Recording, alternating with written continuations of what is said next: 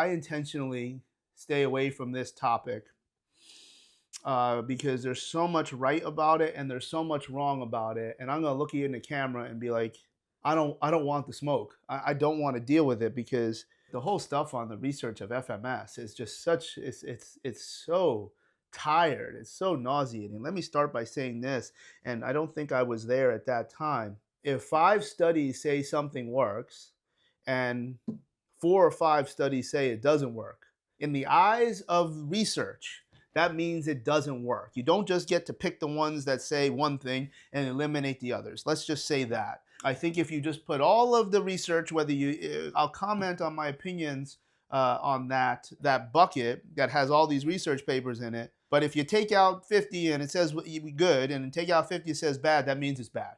Okay. That's not how you would do a Cochrane review and come with an aggregate level of information. That's number one.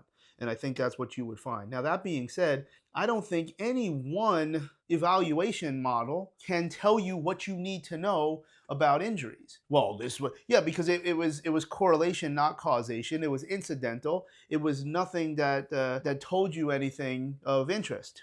So, for instance, if someone had a 21 on the FMS, but were miserably out of shape, a fat mess, and very, very weak, I might actually put them at an increase, in my opinion, risk potential for injury, because they've got a lot of motion in their joints and no physiology to support volume or control. That would be my thought process.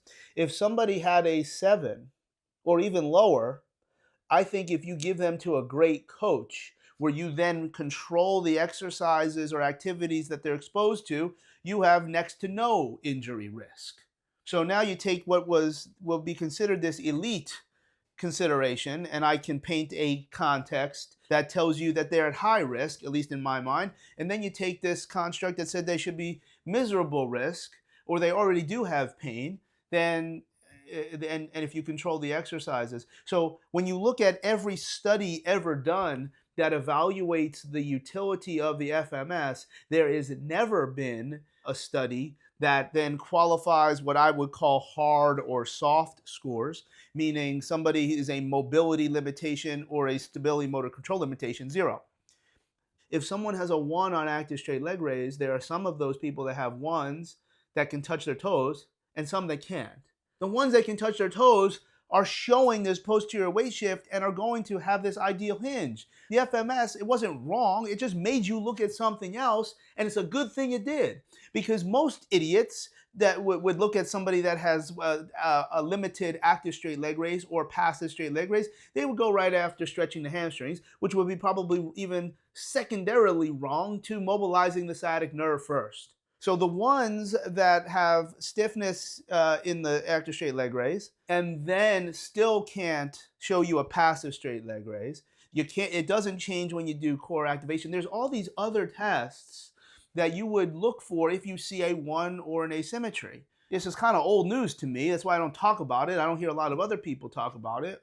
It's okay. But, oh man, you can see the frustration. It's like, and then of course if you say, well, these people aren't researching it right, now I just put my hand in the lion's mouth. I'm not messing. I don't care. I literally don't care enough. Yes, I absolutely would remove the FMS components to rehab equals training, training equals rehab. I don't believe what I was saying. Now, and look, there's a lot of other pieces. I could go on for 2 hours probably if I organized my thoughts. What I do think which is still very, very powerful, there's no such thing as a good or bad FMS score. It's just numbers that give you a construct of what someone is doing or not doing yet. I think there's some really compelling data that would say if the number is higher, they come back from injury quicker. It's not about the first injury. And then I got one more thing that I'll lay in here, but that to me is interesting, where there's multiple studies that would suggest your higher FMS score would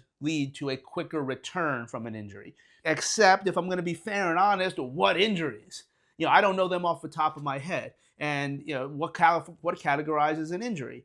Well, pain and tissue failure. What's the difference between a sore hamstring and a torn hamstring? Pain and tissue failure. Depending on how quickly we're coming back from something, you can at least say that if someone does have a higher FMS score, their joint mobility, can joints get in the right position, absorb adaptive stress? Because again, that's why you should do a keen movement assessment, a keen movement appraisal, a keen movement evaluation. Can joints get in the right position to absorb adaptive stress? You can't qualify what the answer to that is until you tell me for what activities and then what gets in the way. So, but it does make sense that if somebody does have a higher score, then at least their joints were not limited at that point. So it's really only going to be a soft tissue issue. In other situations where it's lower, it could be soft tissue and joint, and of course, motor control or other things. So if I'm going to ask you to do a no squat, so no belt, no wraps, and no shoes, and it's a front squat, a no front squat. So there's a degree of dorsiflexion that is absolutely required. We have to agree on that. If the individual doesn't have the requisite dorsiflexion, I think we should also agree that there's an increased risk of something not going well, whether it be lifting as much weight or some type of injury over time. That's why you look at movement first to determine, can joints get in the right positions to absorb adaptive stress? In this case, ... for a barefoot no front squat. That's why you would do it. That might sound like you can predict things, but that's not anything that's ever going to be standing up in the literature. Number one, I don't care if you do it or not. That's fine. My name's Weingroff. You'll see it on the back of my jersey because I'm that far ahead of you. That part doesn't change. But what does change is I am very comfortable saying that my interpretation of the information, it would make me cringe to watch it today. And we should all always be, getting to that point this long later after you make a big statement.